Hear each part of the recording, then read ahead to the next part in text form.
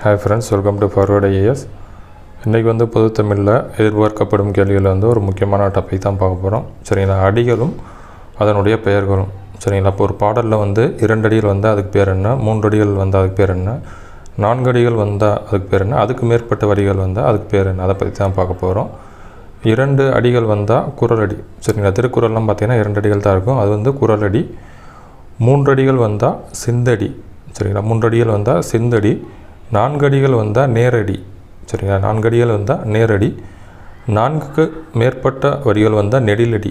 சரிங்களா? 4க்கு மேற்பட்ட வரிகள் வந்தால் அதுக்கு பேர் நெடிலடி. சரிங்களா? திரும்ப பார்த்துருவோம். 2 அடிகள் வந்தால் குறளடி, 3 அடிகள் வந்தால் சிந்தடி, 4 அடிகள் வந்தால் நேரடி, 4க்கு மேற்பட்ட வரிகள் வந்தால் அது வந்து நெடிலடி. சரிங்களா? அது வந்து ப்ரீவியஸ் இயர் வந்து நிறைய தடவை கேட்டிருக்காங்க. ரொம்ப முக்கியமான டாபிக். சரிங்களா? வரக்கூடிய கொஸ்டின்லையும் கேட்க வாய்ப்பு இருக்குது. நன்றி, வணக்கம்.